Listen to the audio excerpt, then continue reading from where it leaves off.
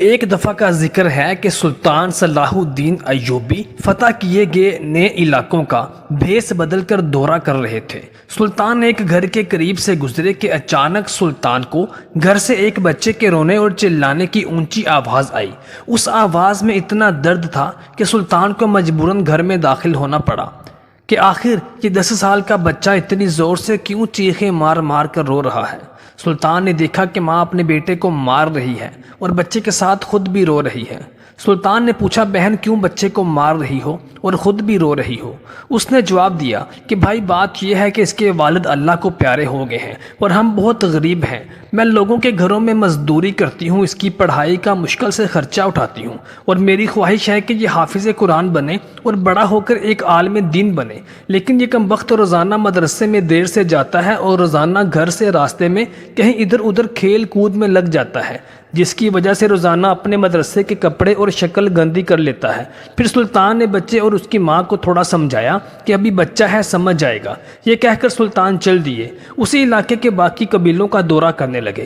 دوستو، یہ واقعہ انتہائی ایمان افروز اور دنیا اور آخرت کو سنوارنے والا ہے۔ یہ واقعہ سلطان صلاح الدین ایوبی کا ایک عجیب اور اپنی نوعیت کا انوکھا واقعہ ہے۔ آپ سے گزارش ہے کہ اس واقعہ کو سنیے گا تاکہ آپ کو پورا مقصد سمجھ آ سکے۔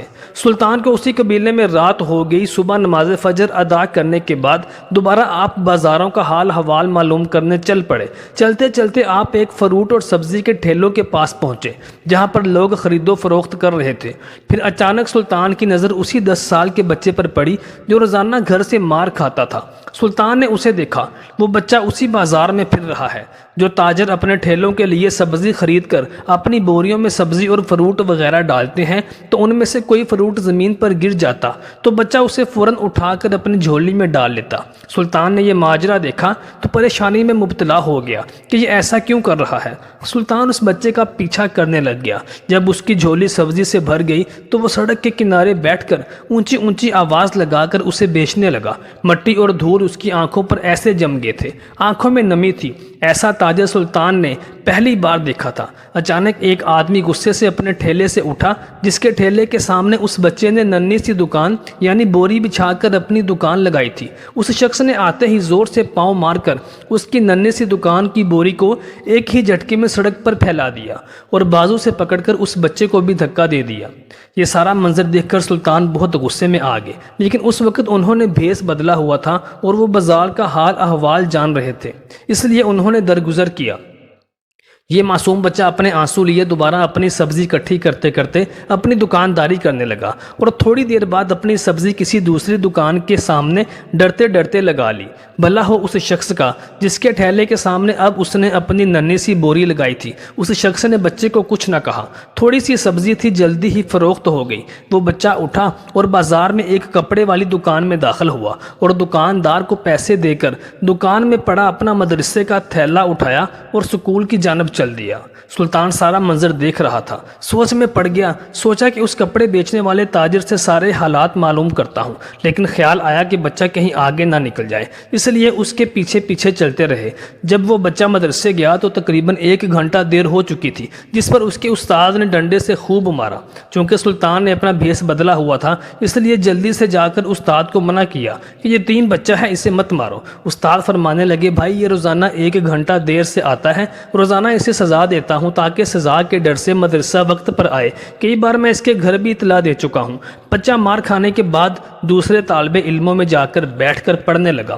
پھر سلطان نے اس استاد کے گھر کا پتہ لیا، یہ مولوی صاحب کس قبیلہ میں کس گلی میں رہتے ہیں۔ پھر سلطان معمول کے مطابق اپنے باقی قبیلوں کا حال احوال اور بازار کی جانکاری کے لیے نکل کھڑے ہوئے، لیکن آپ کے ذہن میں اس بچے اور اس کی ماں کے خیالات آتے رہتے۔ جب ان کا خیال سلطان کے ذہن میں آتا تو سلطان کی سوچ نہ جانے کہاں سے کہاں پہنچ جاتی کہ وہ بچہ یہ سب کیوں کرتا ہے۔ معاملہ کچھ سمجھ میں نہیں آ رہا تھا۔ سلطان کی بے چینی اور تجسس بڑھنے لگا۔ سوچنے لگے کہ حسب معمول بچے نے مدرسے سے گھر آ کر پھر ماں سے مار کھائی ہوگی۔ سلطان ساری رات پریشان رہا، سلطان کا سر چکراتا رہا، سلطان صحیح طرح سے سو بھی نہ سکا۔ صبح کی نماز ادا کرنے کے بعد سلطان فوراً بچے کے قاری استاد کے گھر پہنچ گئے اور اس مولوی استاد سے درخواست کی کہ آپ اس بازار میں فلاں جگہ پر فروٹ اور سبزی وغیرہ کے تاجر آتے جاتے ہیں، وہاں ہر حالت میں پہنچ جائیں۔ سورج نکلا اور بچے کا مدرسے جانے کا وقت ہوا اور بچہ گھر سے سیدھا اسی فروٹ اور سبزی والی منڈی کے پاس پہنچا اور اپنی ننھی سی دکان کا بندوبست کرنے لگا۔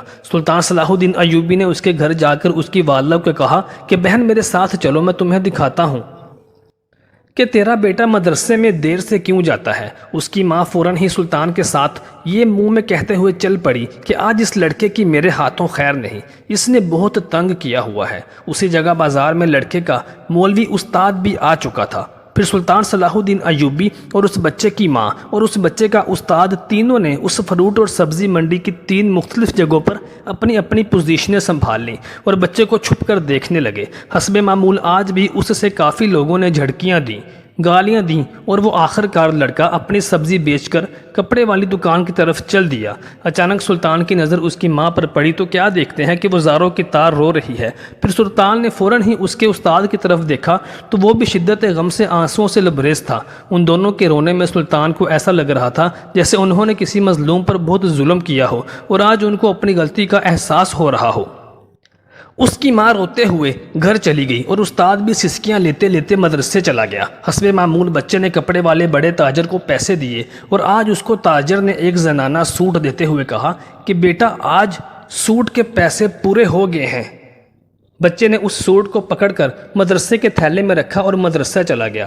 آج بھی وہ 1 گھنٹہ لیٹ تھا۔ سیدھا استاد کے پاس گیا اور مدرسے کا تھیلا اپنی جگہ پر رکھ کر اپنے ہاتھ استاد کے آگے کر دیے کہ استاد صاحب ڈنڈے مار لیں، لیکن استاد نے ڈنڈا چھوڑ کر اس کو گلے لگا لیا اور اس قدر رویا۔ یہ منظر دیکھ کر سلطان صلاح الدین ایوبی، جو کبھی کسی میدان میں ہارا نہیں تھا، جس نے دنیا بھر کی جنگیں لڑیں اور ایک عظیم فاتح رہا، کبھی بھی اپنی آنکھوں میں آنسو نہیں آنے دیے، لیکن آج وہ بھی زاروں کی طرح رو رہا تھا۔ سلطان صلاح الدین ایوبی نے اپنے آپ کو سنبھالا اور آگے بڑھ کر استاد کو چپ کرایا اور بچے سے پوچھا یہ تھیلے میں جو سوٹ ہیں وہ کس کے لیے ہیں؟ بچے نے جواب دیا کہ میری ماں امیر لوگوں کے گھروں میں مزدوری کرتی ہے، اس کے کپڑے پھٹے ہوئے ہوتے ہیں، اس کے پاس جسم مکمل ڈھانپنے والا کوئی سوٹ نہیں ہے، اس لیے میں نے اپنی ماں کے لیے یہ سوٹ خریدا ہے۔